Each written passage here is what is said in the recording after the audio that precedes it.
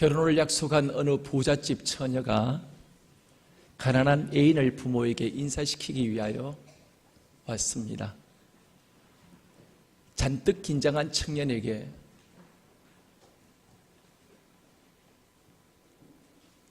남자 청년에게 처녀의 아버지가 이것저것 묻기 시작합니다. 자네 장래 계획이 뭔가? 네, 저는 성사학자가 되는 것이 저희 꿈입니다. 그래? 좋군. 하지만 자네가 공부를 한답시고 내 딸을 고생시키면 곤란하네? 고생 안 시킬 자신 있는가? 알겠습니다. 하나님이 도와주실 테니 걱정하지 마세요. 아버지의 말이 계속 이어집니다. 물론 도와주시지. 그렇지만 당장 결혼을 하려면 수중에 다른 곳은 못해도 실반지 하나라도 끼울 수 있는 그런 돈 준비가 되어 있어야 되지 않겠냐. 자네 그럼 결혼하려면 결혼 준비금이 준비되어 있는가? 없습니다. 그럼 어떻게 하려고 그러냐? 염려하지 마세요. 하나님이 도와주실 겁니다. 아주 기가 막힌 믿음의 대답을 잘 하고 있습니다. 그러면 자네가 결혼하려면 어디 당장 살 집이 있어야 되지 않겠나? 전세라도 얻고 아니면 싸글새 빵이라도 얻어서 살아야 되지 않겠냐? 또 아이가 곧 생길 텐데 가장으로서 책임을 져야 할 텐데 자네 어떻게 할 예정인가? 그것도 하나님이 도와주실 겁니다.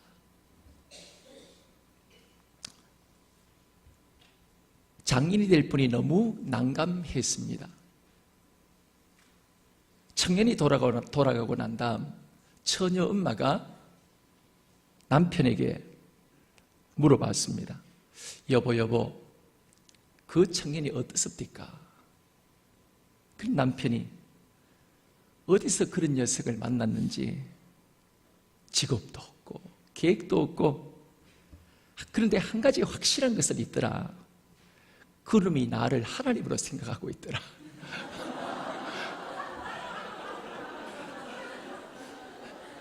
그럼 모든 도움을 장인이 다 대줄 줄 알고 그놈이 나를 하나님으로 생각하고 있더라. 여러분, 사실 우리는 하나님을 믿는다고 하면서 하나님이 도와주실 것이라고 하나님의 은혜로 지금까지 살았고 또 하나님의 은혜로 앞으로도 살 것이라고 생각은 하지만, 말은 하지만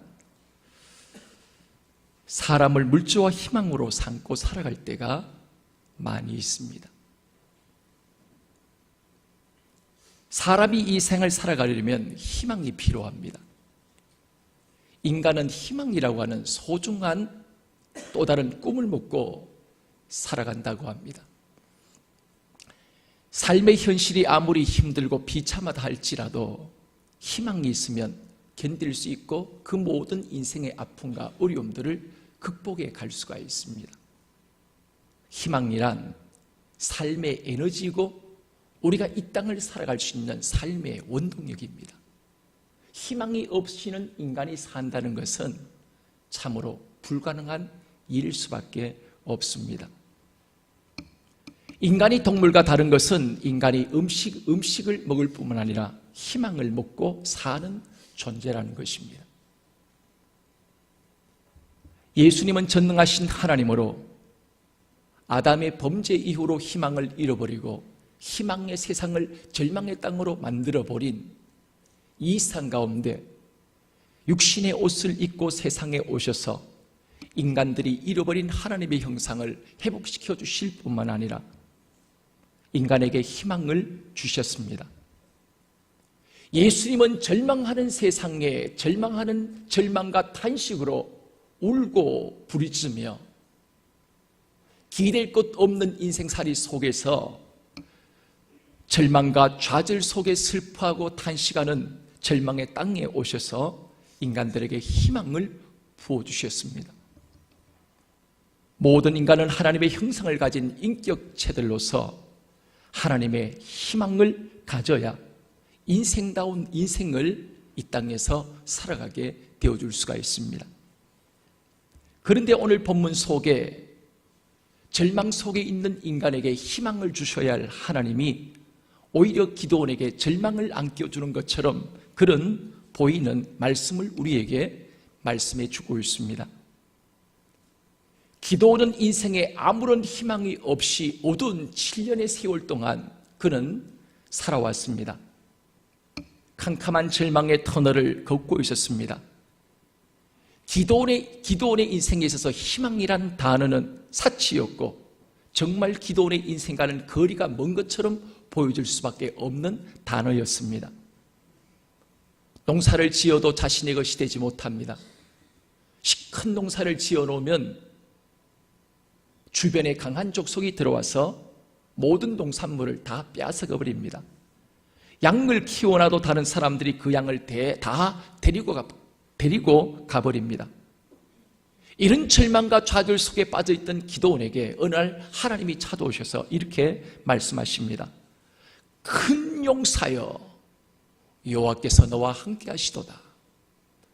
큰 용사여, 여호와께서 너와 함께 하시도다. 여러분, 기드온은 큰 용사가 아니었습니다. 큰 용사가 어떻게 한 사람이 겨우 들어갈 수 있는 포도주 틀 안에 들어가서 거기서 몇 가닥의 밀이삭을 손에 들고서 손으로 훑는 그야말로 숨어서 정말 그 곡식을 깔아먹는 한 마리의 생쥐 같은 그런 모습으로 비참하게 살고 있는 이 기드온에게 하나님이 찾아오셔서 하신 말씀이 큰 용사여, 여호와께서 너와 함께 하시도다고 말씀해 주셨습니다.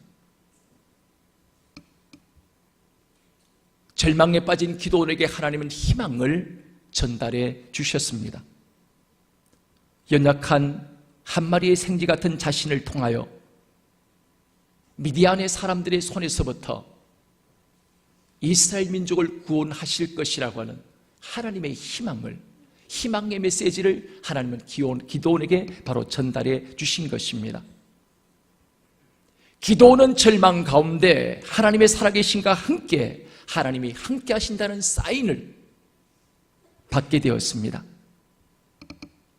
그리고 사사로 부름을 받아 하나님의 일을 감당하는데, 그런데 오늘 본문은 계속 기드온의 인생 속에 희망을 북돋아 주셔야 할 하나님이 희망을 주신 것이 아니라 완전한 절망에 이르게 하는 말씀을 우리가 찾아보게 되어집니다. 바다의 모래수처럼 헤아릴 수 없이 많이 모인 미디안의 상군 연합군과 전쟁이 일어났는데 2절 말씀 보면 다 같이 한번 읽어보겠습니다. 여호와께서 기드온에게 이르시되 너를 따르는 백성이 너무 많은즉 내가 그들의 손에서 미디안의 사람을 넘겨주지 아니하리니 이는 이스라엘이 나를 거슬러 스스로 자랑하기를 내 손이 나를 구원하였다 할까 함이니라. 여러분, 10만 명 넘는 대군 앞에서 3만 2천 명이 겨우 비상소집령을 내려서 이 전쟁에 나갈 만한 3만 2천 명의 군인들이 모였는데, 그런데 하나님이 기드온에게 말씀하기를, 기드온아, 왜 그랬습니까? 3만 2천 명이 너무 많다. 이 3만 2천 명의 사람들은 내가 원하는 수가 아니다. 그러니 너는 이 3만 2천 명 가운데 죽음을 두려워하는 자, 전쟁이 무서워서 오금을 저리는 자 다 집으로 돌려보내라. 그리고 하나님의 명령을 따라 이스라엘 백성들에게 얘기를 했더니 몇 명이 돌아갔다고요? 2만 2천 명이 돌아갔습니다. 3만 2천 명 또 10만 명의 대군에 비하여 적은 수입니다.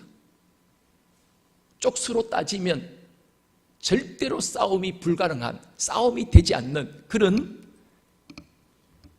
상황이었습니다. 근데 하나님은 이 3만 2천 명이 더 많다고 말씀하시는 것, 하나님이 도대체 무슨 생각을 하시고 계신지, 하나님의 절망스러운 명령이 기드온에게 내려지고, 기드온은 하나님만 믿고 여호와의 명령을 희망으로 삼고 이스라엘 자손들에게 희망의 메시지를 전하기 위해서 희망의 진을 쳤는데, 그리고 하나님이 기드온에게 말씀하기를 너의 손으로 이스라엘을 구원하라, 이 명령과 더불어 함께 모세와 여호수아의 믿음의 사람들의 이야기를 알았기에 비록 적들에 비해서 수는 적지만 하나님이 우리와 함께 하신다면 10만 명이 넘는 적군들이 아무리 우리 앞에 포진한다 할지라도 우리는 그들을 이길 수 있다.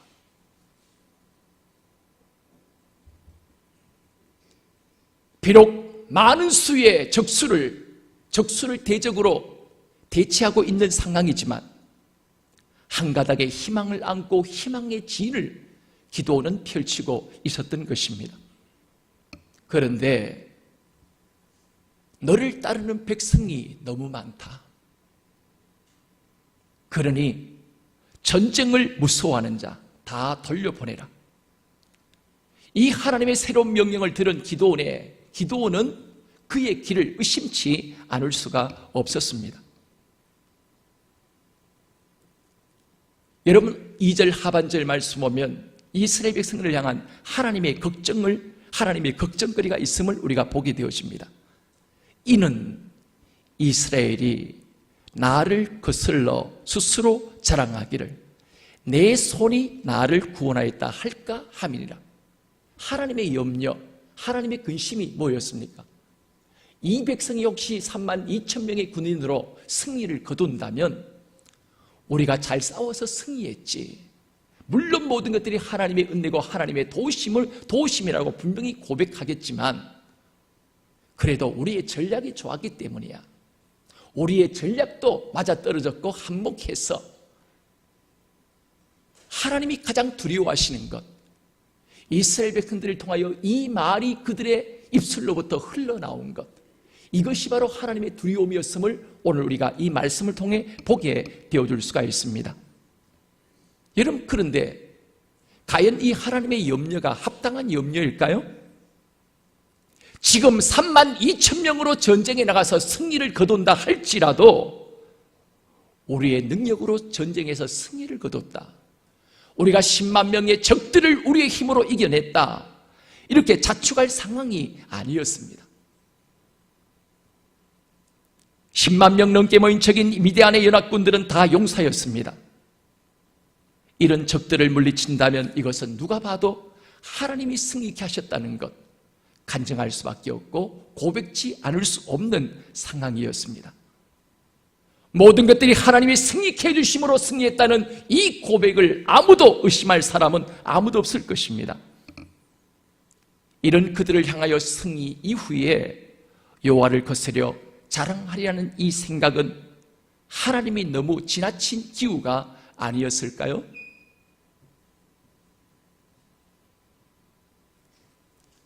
지금 기드온에게 나온 3만 2천 명의 백성도 전쟁에 있어서는 절대로 희망의 숫자가 아니었습니다. 우리가 저 10만 명의 대군을 우리가 이길 수 있다, 이 3만 2천 명이면 넉넉히 이길 수 있다, 절대로 3만 2천 명은 희망의 숫자가 아니었습니다. 더군다나 전쟁이 무서워 집으로 돌아가라는 이 명령이 떨어졌을 때 3만 2천 명 가운데 2만 2천 명이 떠난 것을 보면 이들은 용사들이 아니라 겁쟁이였습니다. 일당 100을 감당하는 용사들이라면 기드온이 가라고 해도 움직인 사람이 아마 아무도 없었을 것입니다.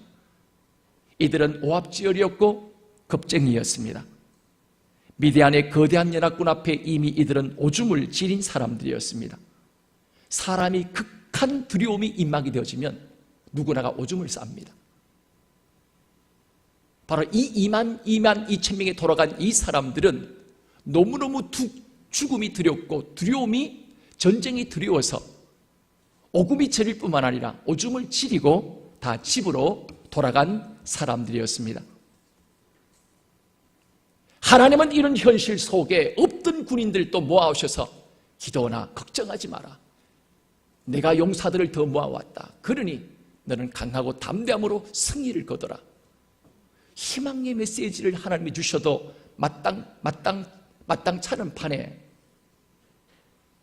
돌려보내라고 하는 이 하나님의 명령은 기도원에게 남아있던 마지막 신랄 같은 희망조차 빼앗아버리는 일일 수밖에 없었습니다. 기도원은 아마 한숨 지으며 신음소리를 내뱉듯 이렇게 혼자 중얼거렸을 것입니다. 이렇게 돌려보낼 백성들이라면 처음부터 모이게나 하시지 말지 뭐 때문에 모아놓고서 다시 돌려보내라고 말씀하신 담. 여러분 같아도 그렇게 생각하실 수 있겠죠. 너무 많아서 돌려보내실 양이었다면 처음부터 10,000명만 딱 하나님이 추려서 10,000명만 불러오셨다면 오히려 힘이 떨어지는 일은 동력이 떨어지는 일은 없었을 텐데, 가끔씩 함께 했던 성도들이 이사를 통하여 교회를 떠나고 비전이 맞지 않는다고 저를 찾아와서 이야기를 할 때 목회자의 마음이 억장이 무너진다는 표현이 맞을 겁니다. 마음이 무너질 때가 많이 있습니다. 아직도 수많은 성도들이 남아 있습니다. 이런 분이 가끔 한 분씩 나타납니다.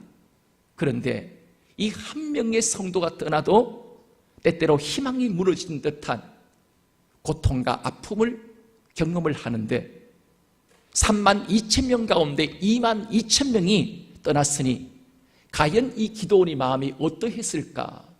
우린 지리 짐작하고도 기도원의 마음이 얼마나 희망이 무너지고 억장이 무너졌을까 하는 그 마음을 우리는 짐작하고도 남음이 있습니다.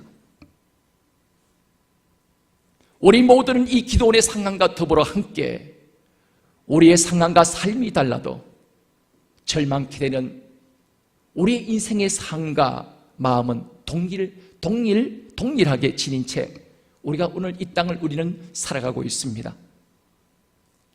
하나님이 과연 이 기도원을 절망하게 만들기 위해서 하나님이 작정하셨기 때문에 이런 일이 일어났겠습니까?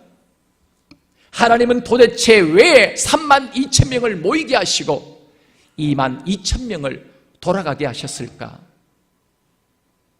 처음부터 10,000명을 모이게 하셨다면 남아있는 자들이 그렇게 절망되지는 않았을 것입니다. 처음부터 우리가 10,000명 모였으니 목숨 걸고 우리가 적들과 싸워야 된다. 한 사람이 일당백하자. 그러면 하나님 또 도우실 것이라고 그들은 절대로 실망하는 일은 없을 것입니다. 여러분, 하나님이 이렇게 기도원에게 다시 재참명령하신 그 이유는 이들을 절망에 빠뜨리기 위함이 아니었습니다. 사실 신앙도 없고 하나님도 바라보지 않는 32,000이라는 수는 헛수에 불과한 수였습니다. 인간의 마음 속에는 마지막까지 자신을 드러내고 싶은 마음이 있습니다.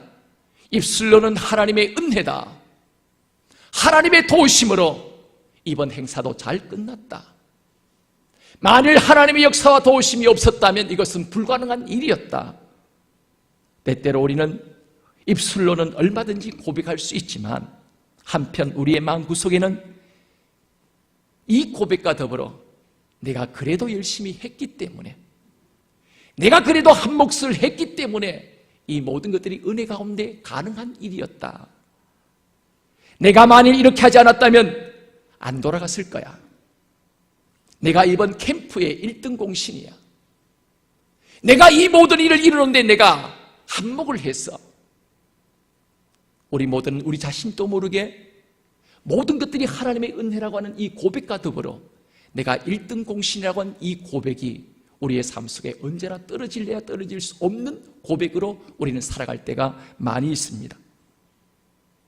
하나님의 은혜였다고 고백하지만 우리는 여전히 나를 드러내고 싶은 마음이 있습니다. 그래, 내가 없이 잘 되나 보자. 우리가 뒤에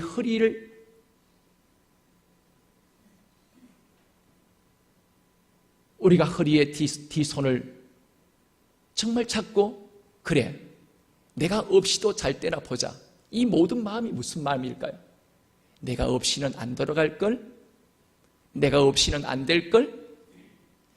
내가 힘쓰지 않으면 너희들이 아무리 애써도 어려울걸? 이런 고백이 오늘 저의 마음속에도 있고 마지막 우리의 마음속에 이런 마음들이 언제나 도사리고 있다는 사실을 우리는 부인할 길이 없습니다. 그래서 하나님은 홍렬하는 인생의 절망 앞에서 앞으로도 갈 수 없고 뒤로도 물러설 수 없는 인생의 마지막 절망 앞에서 모세와 이스라엘 백성들에게 하나님이 모세를 통해 말씀하기를 너희는 서서 너희는 가만히 서서 오늘 너희를 위하여 행하시는 여호와의 구원을 보라고 말씀하셨습니다. 하나님이 기드온에게 하신 말씀도 마찬가지였습니다. 2절 말씀, 하나님은 기드온의 완전한 절망을 완전한 희망으로 바꾸어 주시기 위하여 기드온이 염려하고 걱정하는 바를 미리 아시고 대안을 마련해 주신 것입니다. 여호와 하나님은 기드온이 그 시대의 절망을 정복하고 이기는 희망이 되어주고 싶으셨습니다.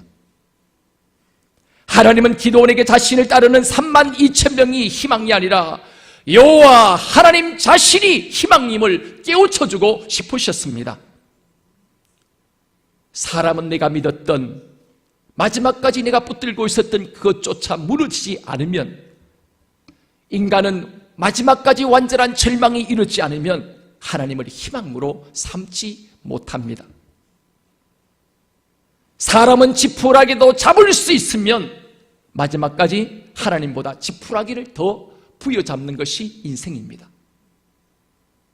그래서 하나님은 기드온에게 32,000명이라는 숫자에 신랄 같은 희망을 안고 있는 그 작은 희망조차도 하나님은 무너뜨린 것입니다. 인생은 절망의 골짜기가 깊을수록 희망의 산은 더 높아질 수가 있습니다. 인생은 고통의 골짜기가 깊을수록 축복의 산은 더 높아질 수 있습니다.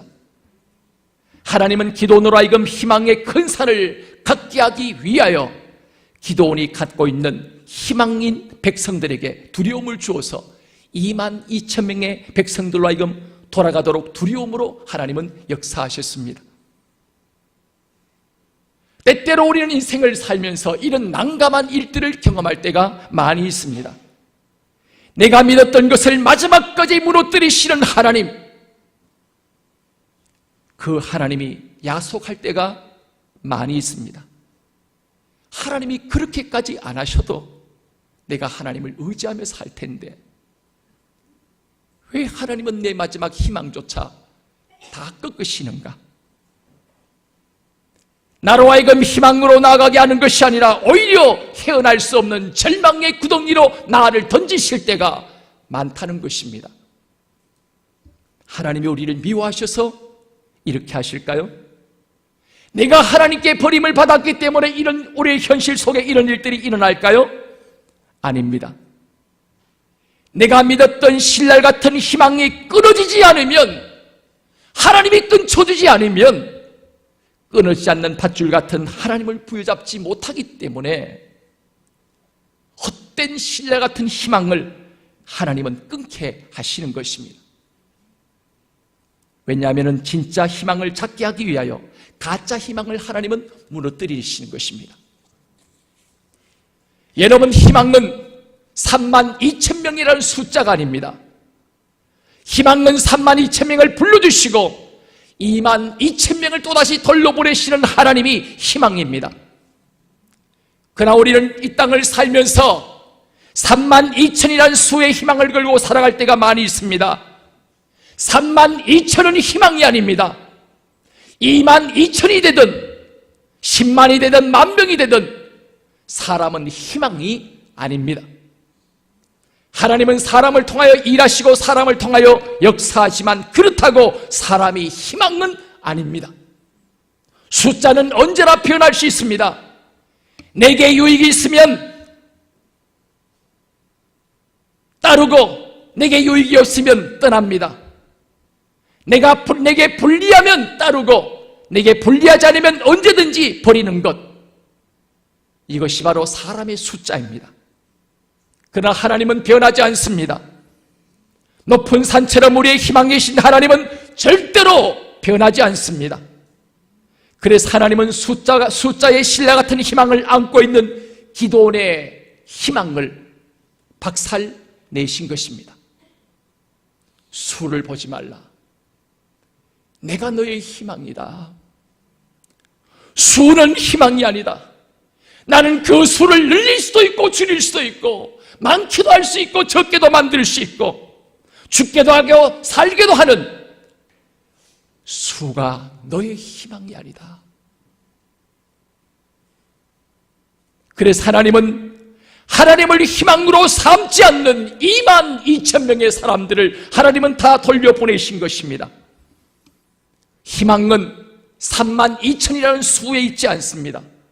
우리의 희망은 수가 아니라 하나님이십니다. 오늘 또 나와 임마누엘을 약속하시고 계시는 예수 그리스도가 우리의 희망입니다. 오늘 또 연약한 내 몸을 거룩한 성도로 삼고 나와 더불어 함께 하시는 성령님이 여러분과 우리 모두의 희망입니다. 한 나라의 희망은 경제지표에 있지 않습니다. 한 가정의 희망도 통장에 동그라미가 많아지느냐 적게지느냐 그것이 우리 가정의 희망이 아닌 것입니다. 동그라미는 언제든지 변할 수 있습니다. 수많은 동그라미 한순간에 부도수표가 되어줄 수도 있습니다. 내가 믿었던 모든 숫자로부터 인간은 외면을 당하고 저절히 그것이 희망이 아님을 하나님이 우리 인생 속에 일깨워주기 위하여 하나님은 여지없이 내가 지금 가진 그 희망을 무너뜨릴 때가 많이 있습니다. 여러분, 무엇이 숫자입니까? 숫자는 물질이 숫자일 것입니다. 사람의 인맥이 또 숫자에 들어갈 것입니다. 내가 희망으로 삼는 모든 인생의 모든 것들이 숫자에 해당합니다. 여러분, 그 숫자가 많으냐 적으냐 그것이 우리의 희망이십니까? 우리의 희망은 과연 여러분의 희망은 눈에 보이는 그 수가 희망이십니까? 아니면 보이지 않는 살아계신 하나님이 여러분의 희망이십니까? 수는 내가 믿었던 만큼 결국은 우리의 삶에 실망케 만들 것입니다. 하나님을 희망으로 삼으십시오. 그럴 때 남아있는 1만 명이 아니라 300명의 사람들을 통해서도 10만 명을 이길 수 있는 진정한 희망, 승리를 우리가 얻게 되어줄 수가 있습니다. 오늘 하나님만이 여러분과 저의 진정한 희망임을 알고 그 하나님을 부여잡는 우리 모두의 삶이 되어지기를 원합니다.